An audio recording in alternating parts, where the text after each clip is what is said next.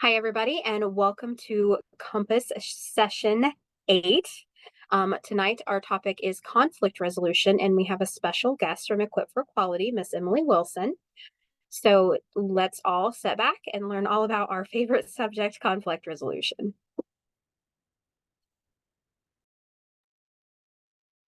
Thanks, Abby, and thank you all so much for being here with me this evening. As Abby mentioned, my name is Emily Wilson. I'm an attorney with the Special Education Clinic at Equip for Equality, and I'm going to talk to you a little bit tonight about how to resolve concerns with the IEP team. What are your conflict resolution options, and what do those look like, and some different considerations as you're kind of trying to decide what to do. There we go.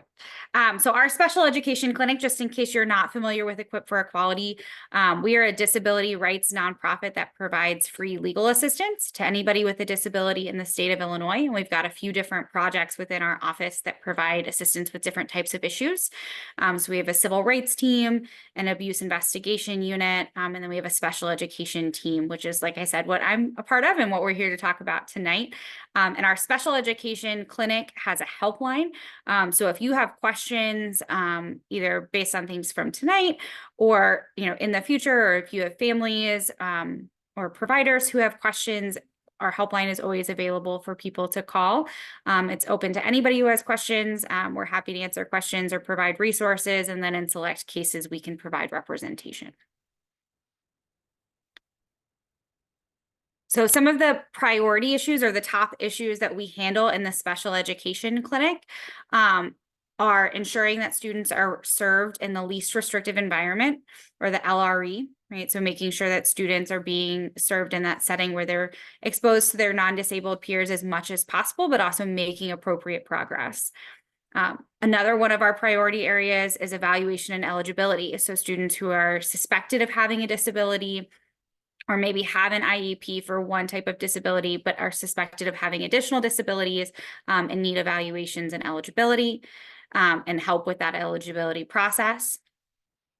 Another area is suspension and expulsion. So we know that unfortunately a lot of students with disabilities face excessive exclusionary school discipline for issues related to their disability. So we handle a lot of cases related to that issue in particular and how to stop that from happening. We also handle issues related to transition services. So those are the services that are available for students 14 and a half to 22 to help prepare them for life after school, right? Post-secondary education, employment, independent living. EFE also has the client assistance program now to help individuals get connected with the Division of Rehabilitation Services, which, if you're not familiar, is another agency that helps provide services to people with disabilities all throughout their life related to employment. And so that's something that we can help with as well. And I help with those cases in particular with transition age students who want to get connected and want to get some of those employment supports. We also handle cases about the implementation of individualized education programs, or IEPs, right? If you feel like the student's IEP is not being implemented, they're not receiving the services or supports that they need that are listed in that IEP, as well as maybe it's not included in the IEP. And then accommodations and modifications at school. So if those things are not, that student is not receiving the supports that they need, or the team is not making the adjustments that student needs to be successful. And like I mentioned, these are our priority areas for the special education clinic. So when we are deciding what cases we take within our office, it's decided by the community. So we do a priority setting each year based on input from the disability community in the state of Illinois, and kind of decide from there what cases we're able to take, and then based on capacity from there as well.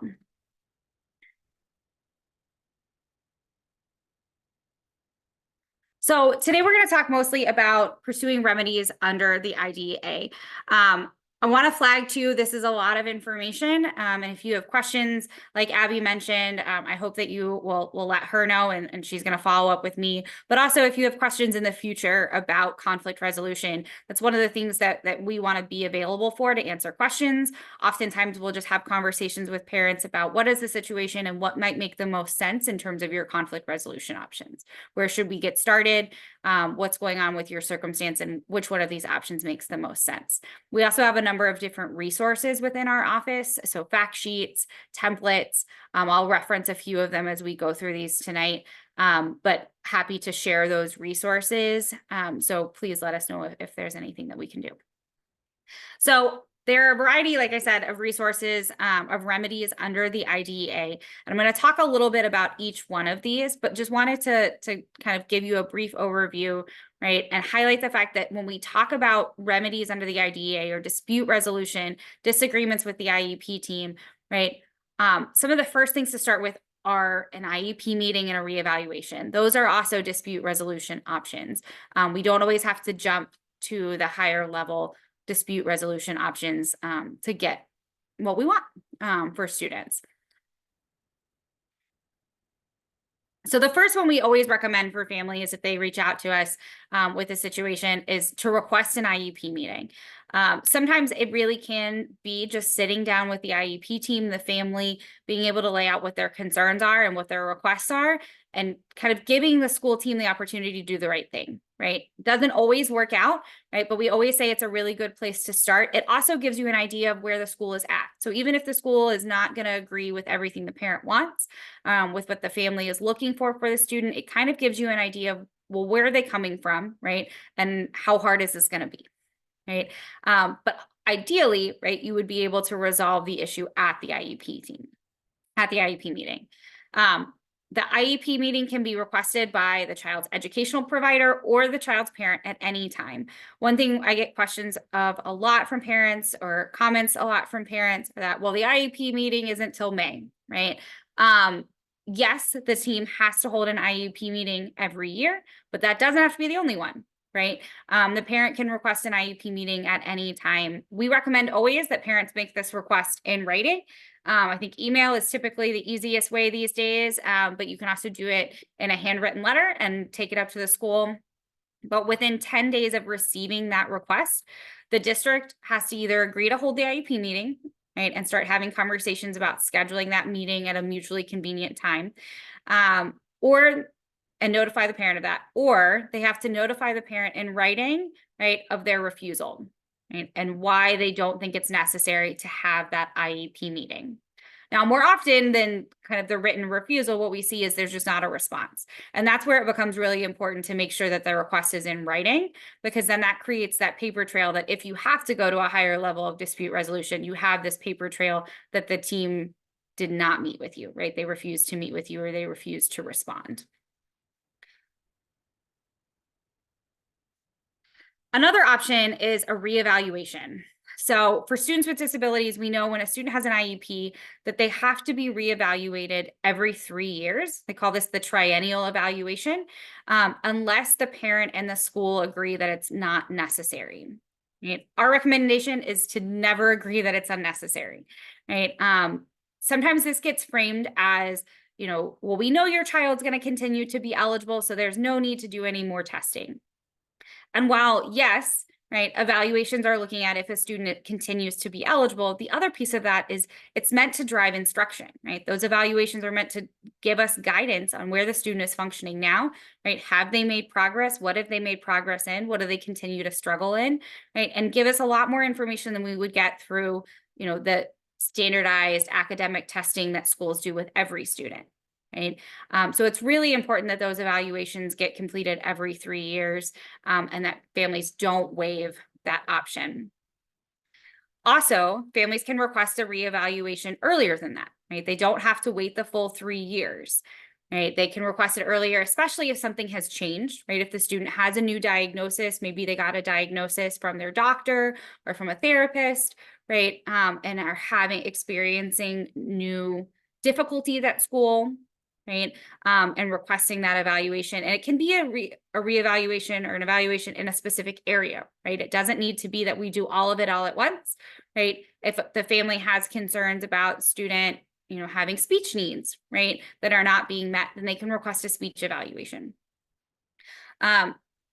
We say you cannot request it more than once per year unless there's kind of a unique exception, right? And again, that would be something that really needs to be done. But it also just want to note there are certain tests And I'm not a psychologist, so I can't tell you which one specifically, but I know it's come up in some of our cases where there are certain tests that cannot be repeated within a certain time frame. And sometimes there are alternative assessments that can be given, but it's just something to keep in mind. But generally speaking, reevaluations can be a really great tool for dispute resolution because it's going to give you that information. So if the family and the school are disagreeing on services and what services the student should be receiving, right, then we can look at a reevaluation to see, well, where are they actually functioning, right? Where have they actually made progress, right? And how do we use that information to advocate for that student, right? How do we advocate in that IEP meeting? Well, okay, we look at the assessment, right? We look at the results from the speech evaluation, we can see that the student's having deficits in these areas. So we can then use that to push for speech, right? It gives us that concrete information to advocate for our children. Another option when we think about evaluations, right, is an independent educational evaluation, or an IEE. And it's important to note there's kind of two different versions of an IEE, right? There's at public or at private expense. So at public expense, we're talking about the school paying for it. At private expense, we're talking about the parent paying for it. A parent has the right to go get an independent evaluation at any point, right? They can go get an evaluation. A lot of times students get evaluations through their medical providers or through other service providers. And as long as it's a qualified evaluator, the school must consider that evaluation, right? So a parent can bring that to the IEP meeting or can request the IEP meeting saying, we got this outside evaluation, now we want to talk about it.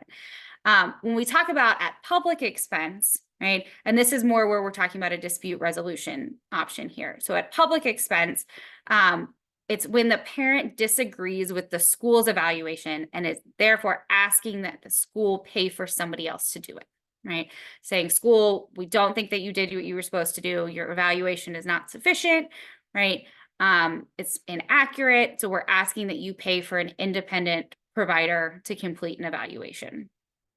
So if a parent submits a request for an IEE, that independent educational evaluation at public expense, the school has two options, right? They have to act within 5 days of receiving that request. Again, going to say that request should be in writing, right?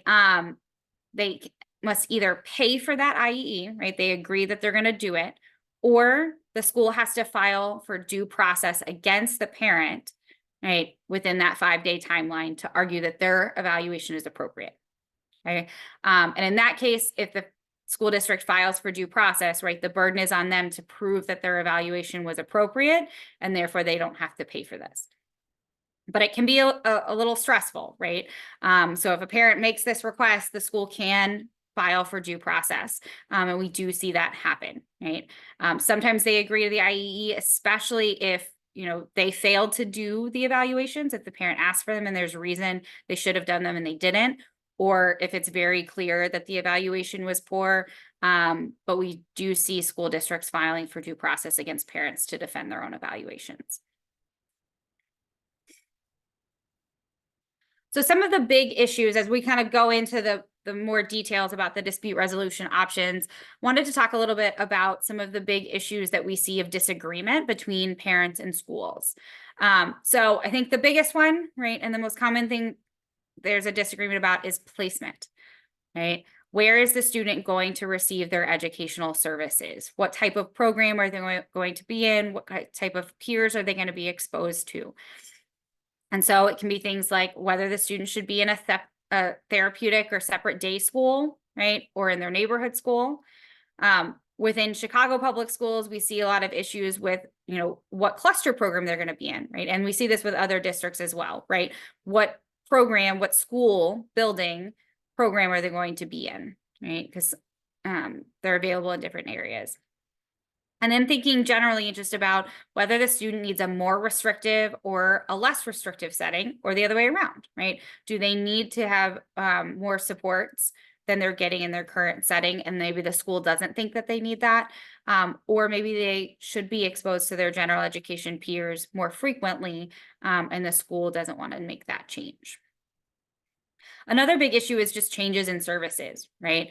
For example, removal of related services. If a student's speech therapy or occupational therapy, physical therapy, those services are removed or reduced, right? A lot of times that leads to disagreement. And again, that's a good one. I think when we think about evaluations, right, that's a really good area to get evaluations completed and make sure that if a school is reducing the number of minutes, right, reducing the services a student is getting, that is based on evaluations and sufficient evaluations. And then last one is just exiting the student from special education. If they determine that the student is no longer eligible for special education services, or, alternatively thinking about if they've never been found eligible, right? So if they're denied eligibility.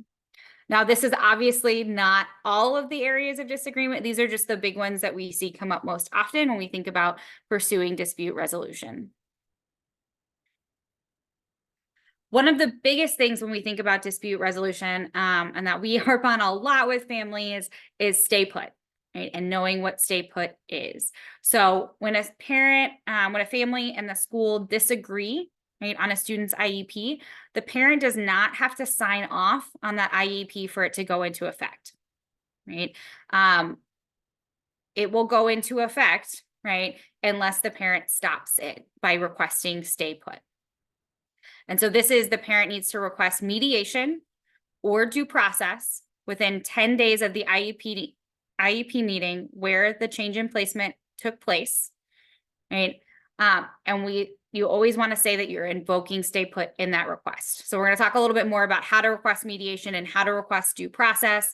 You do that in writing. And so the family should always include in writing, right, that they're requesting stay put, so that the changes made from the IEP meeting on the date of the meeting, right, include that information, do not go into effect.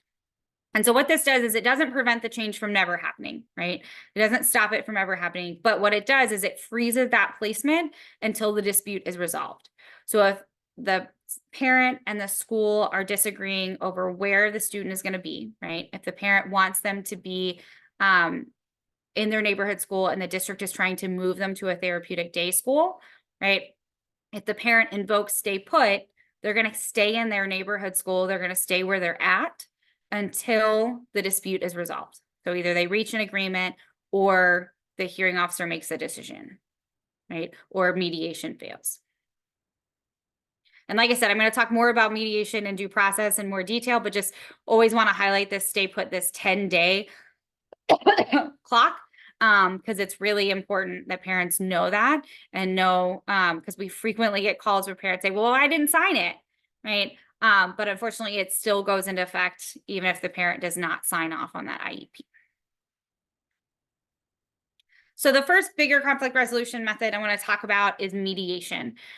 So what is mediation? It's a special meeting to try to resolve your concerns, right? It's the parent and the school and an impartial mediator who's assigned by the Illinois State Board of Education, sitting down in a room, or now virtually, a virtual Zoom room, to talk about the issue and to try and reach a resolution. So how does a family request mediation, right? So they can write a letter to the school, or they should write a letter to the school requesting mediation and send that letter to the school and the Illinois State Board of Education. Contact information is here, but we can also provide that information if you have a family who's looking for that. Also, the Illinois State Board of Education website, so even if you just Google ISB mediation, right, there's a lot of information on how to request mediation. There's a form that a family could fill out instead of writing the letter, right? So they could fill out the form instead.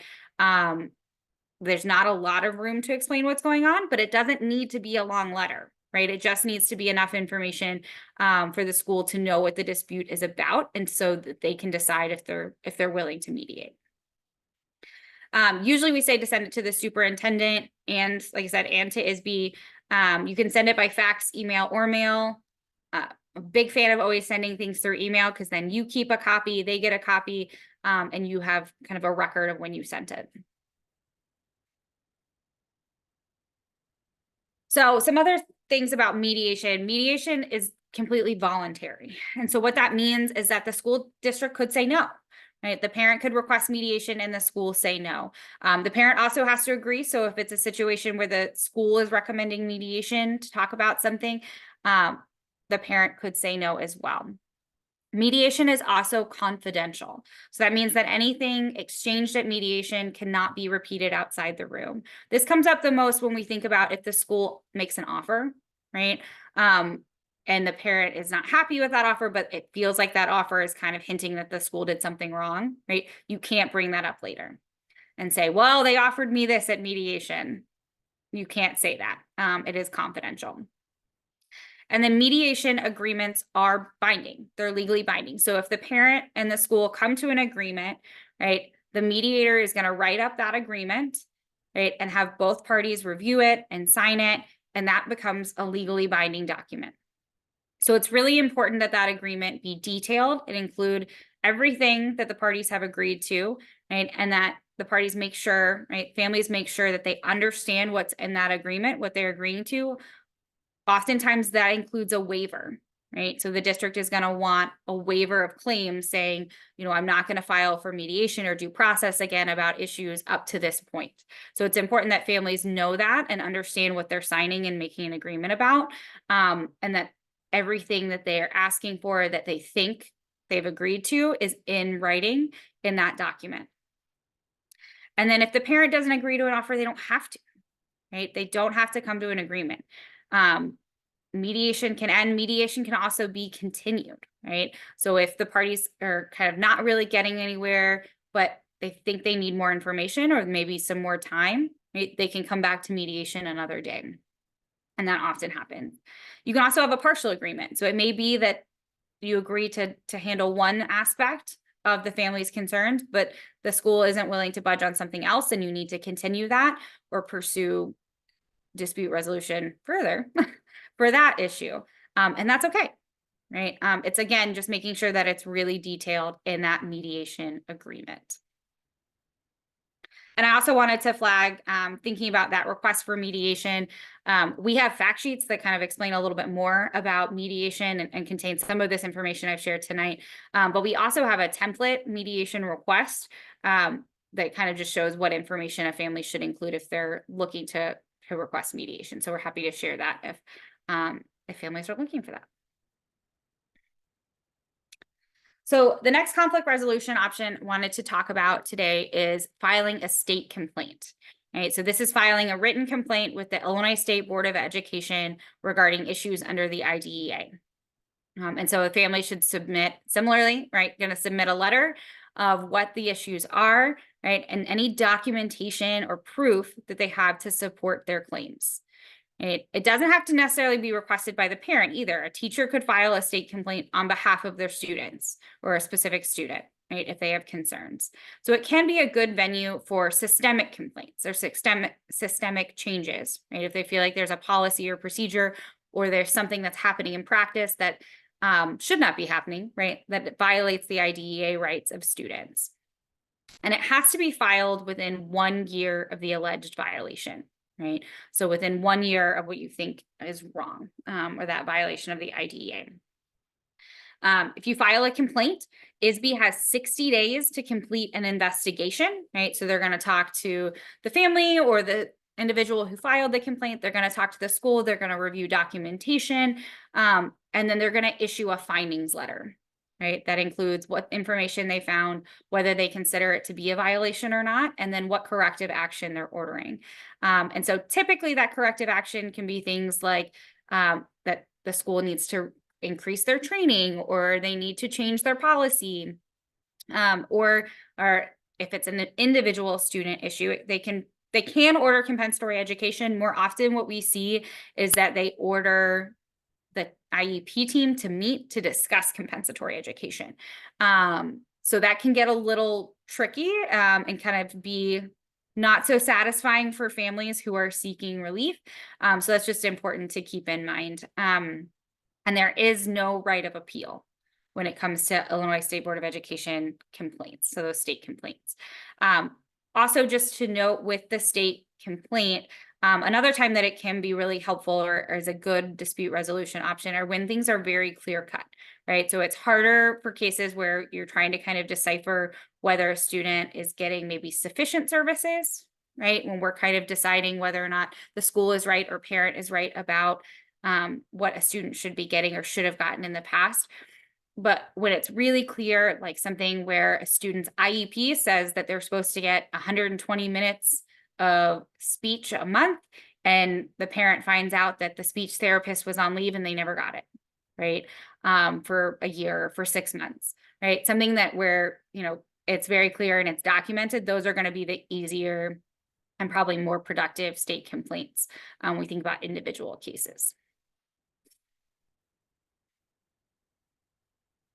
All right. And so the big dispute resolution process, the big conflict resolution thing we think of is due process.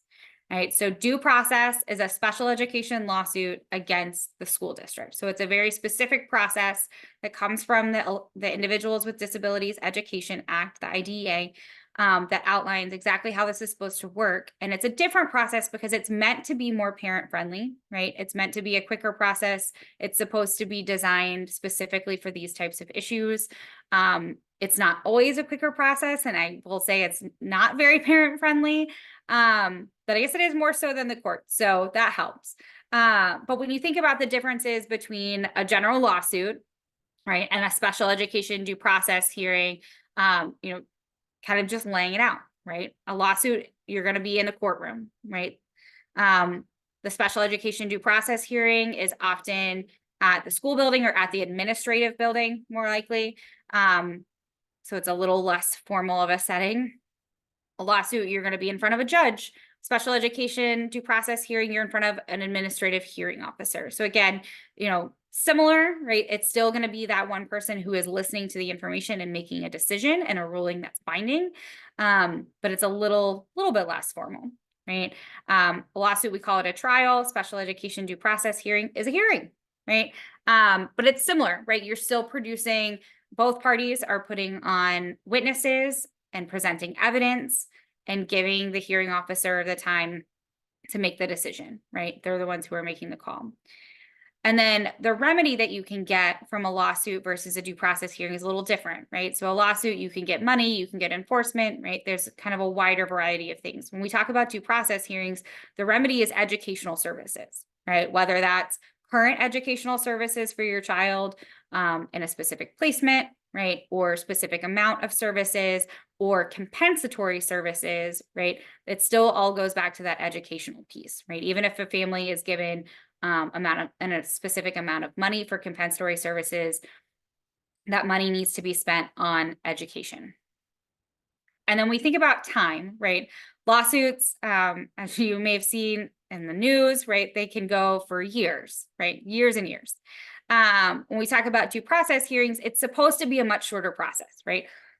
It can be as short as 45 days, right? And theoretically, that is what it's supposed to be, right? It's a 45-day process, but it's often much longer, right? And just practically speaking, we're dealing with scheduling with hearing officers, and it can be months out before you get a hearing date, right? Several months. So it's just something to keep in mind that it is a much longer process. And so thinking about this too, kind of going back to mediation before we dive more into the details of due process, right? This is some of the differences, right?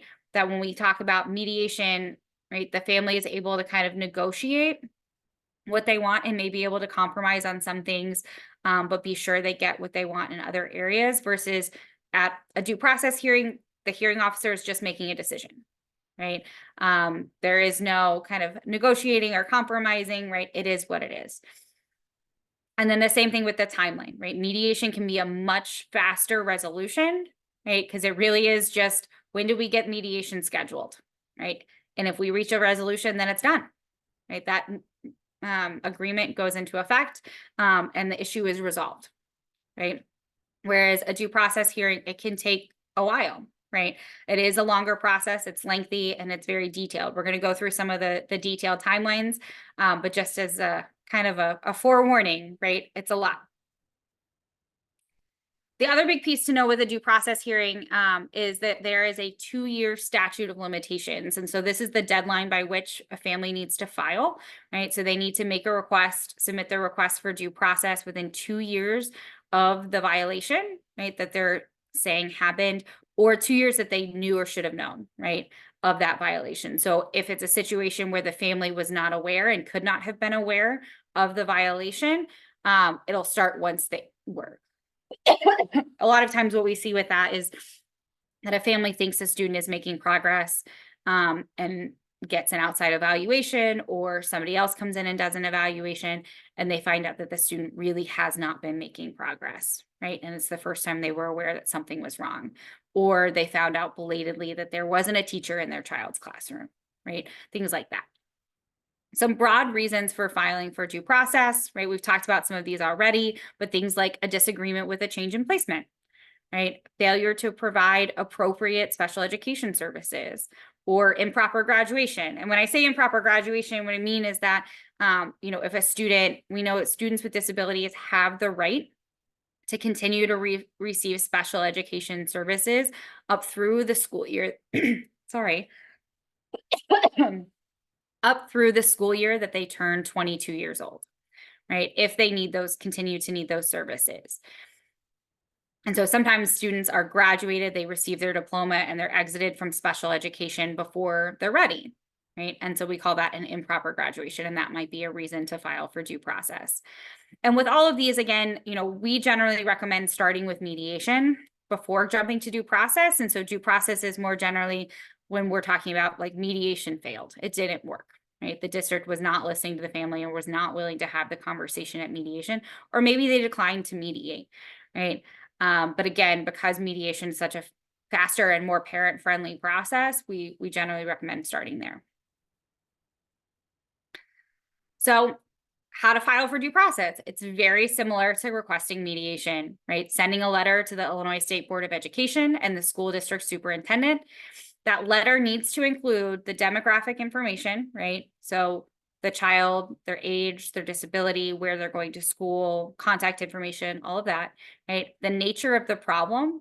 So what's wrong, right? Why does the parent believe that there's a violation? What is that violation? And and the requested resolution, right? What are they asking for?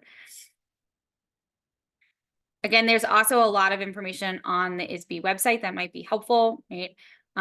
About this, and we also have more fact sheets that we can share as well. Thinking about a due process hearing, right, and preparing for a due process hearing, due process requires expert witnesses, right? The family is going to need somebody who can validate what they're saying, right? Whether it's a doctor, whether it's an outside provider, right? Whether it's a psychologist, whoever it may be, right? That can speak to that student's needs and why the requested relief is appropriate. And the school district is going to do the same. They're going to put on their own witnesses. The burden of proof, right, is on the complaining party. So what that means, right, is most typically, right, we're talking about parents who filed for due process against the school district. The burden is on them to prove that the district messed up, right? They have to prove that the district violated that student's rights, failed to provide them with a free, appropriate public education, and that it's on them to fix it, okay? There is, when we talk about due process, there's no formal discovery, right? When we think about trials, there's that exchange of discovery, but when we talk about it with due process, it's just an exchange of documents and witness lists, right? So there will be, and I'll talk about this later, a pre-hearing conference where that happens, and then again right before the hearing. And so that's just what documents both sides plan to present, students' IEPs, their evaluations, outside evaluations, sample work, anything like that. And then witness list. Who do they plan to call at hearing?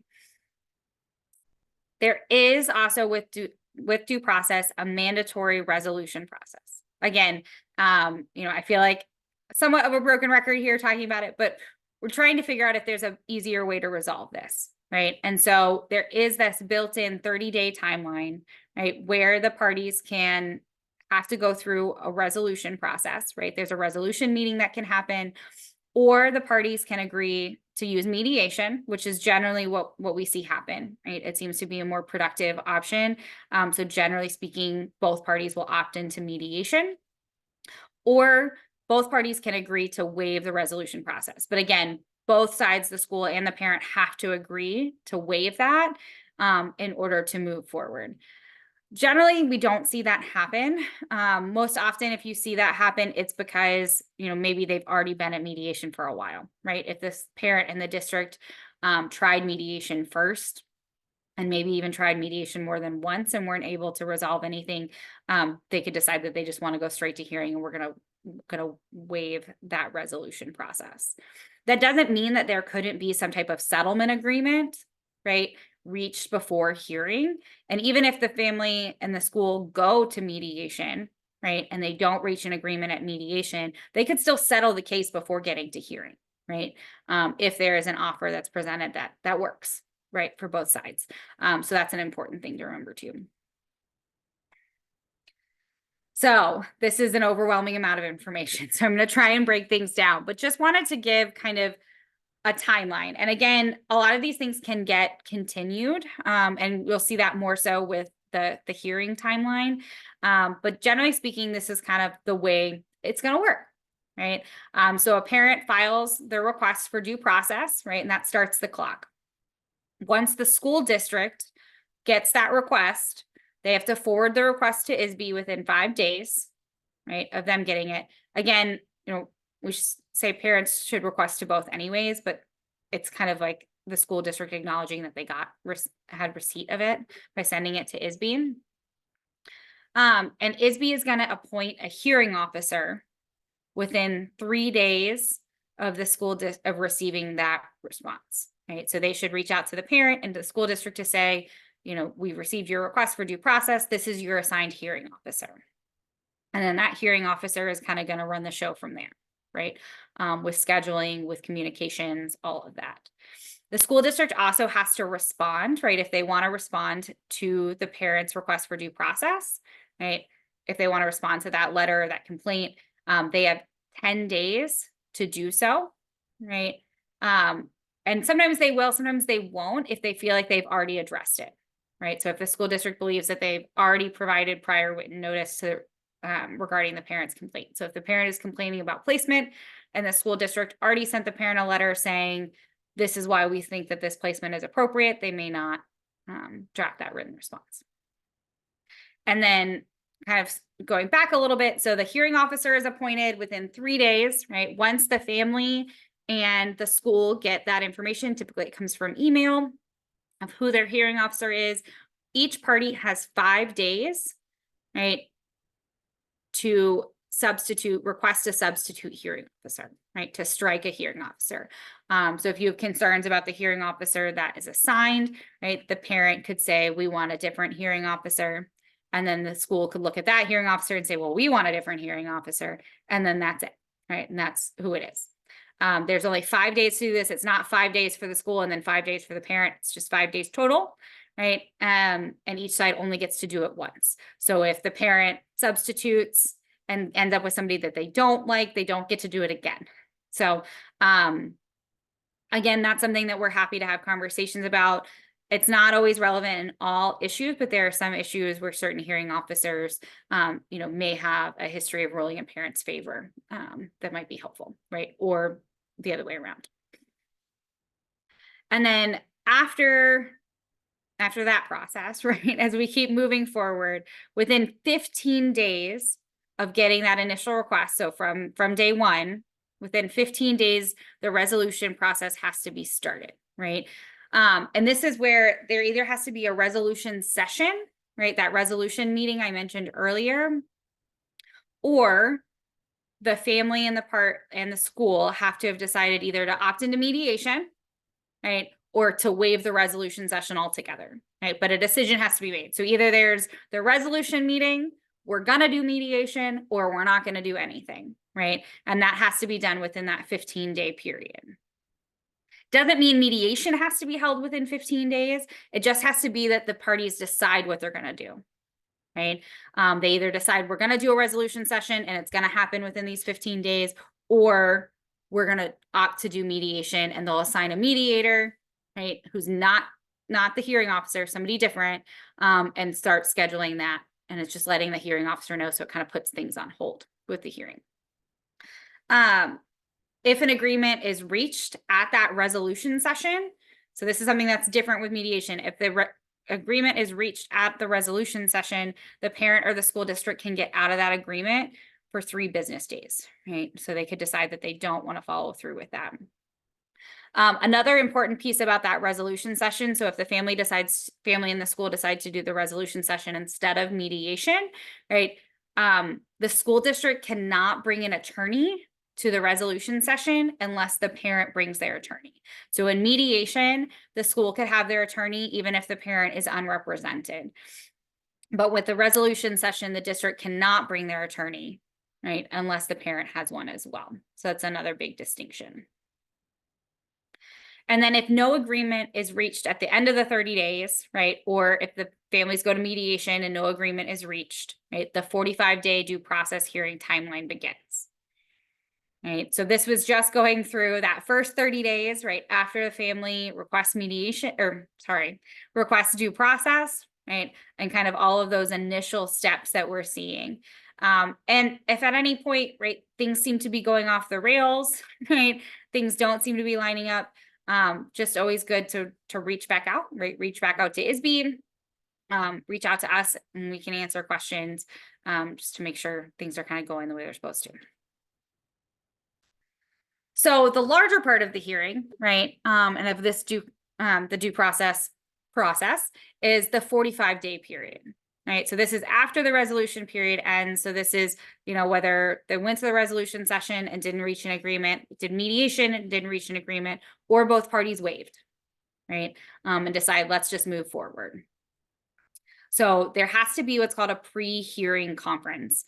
And this is the hearing officer and either the school and the parent, or, in circumstances where attorneys are involved, right? The attorneys, just the attorneys and not the family or the school personnel meet to talk about the issues, right? Witnesses, the document lists, right? And share that information and make sure everybody's kind of on the same page in terms of what we're going to be talking about in hearing, right? What's going to be going on at the hearing, if there are any objections that need to be dealt with, that sort of thing. And then planning for, all right, how much time are we going to need for the actual hearing then, right? Have we allocated enough time? So the pre-hearing conference has to be scheduled with 10 days notice. So both parties need to be given appropriate notice to kind of get themselves together, get all of their information in order. And the pre-hearing must occur no less than 14 days prior to the hearing, right? So it can't be closer to the hearing than that. And then 5 days before the hearing, right? The parent has the right, and up until that 5-day mark, to amend or change their due process request with the permission of the hearing officer, right? So this is if the hearing officer allows the change. They could say no, but up until that 5-day mark, as long as the hearing officer says that it's okay, they can do so.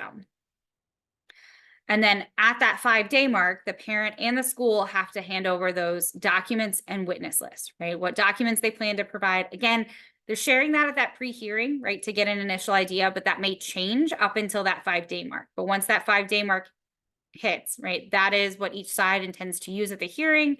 There has to be a copy of every document that's on that list, right, so that all of that information is together and ready for hearing.